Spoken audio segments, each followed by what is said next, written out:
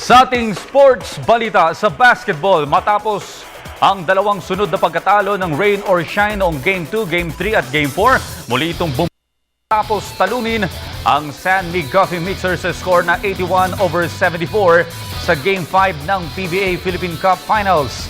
Nanguna si Jeff Chan na umiscore ng 24 points. Sinugunduhan naman ito ni Big Bo Belga na umiscore ng 10 points, habang si Chris Chu naman ay nag-ambag ng 9 points.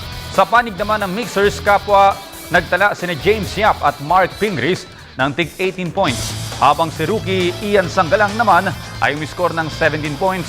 Ang Game 6 ng serye ay gaganapin sa Miyerkules sa Araneta Coliseum. Samantala sa Winter Olympics, balik na sa bansa ang ating kababayan na si Michael Christian Martinez matapos ang kanyang naging kampanya sa Sochi Winter Olympics. Lumapag ang sinasakyang eroplano ni Martinez ganap na alas 5 ng hapon sa NAIA Terminal 1 kahapon. Agad naman na sinalubong ng kanyang mga tagahanga si Martinez. Ayon sa Philippine Sports Commission, nagpadala na sila ng request para makipag-courtesy call kay Pangulong Aquino si Martinez. Matatandaan na lumikha ng bagong kasaysayan si Martinez dahil siya ang kauna-unahang Southeast Asian na nakapasok sa finals ng figure skating sa Winter Olympics. Sa boxing, tinanghal na bagong WBO International Featherweight Champion si Marvin The Marvelous Sonsona matapos pataubin si Akifumi Shimoda ng Japan.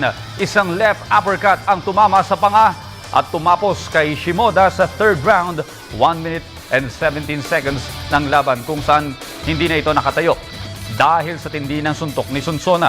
Sa ngayon, si Sonsona ay may record na 18 wins, 1 defeat, 1 draw at 15 knockouts. Sa NBA, isang game-winning dunk ang naitala ni Nene Hilario matapos talunin ang New Orleans Pelicans sa score na 94-93 sa regular season ng NBA.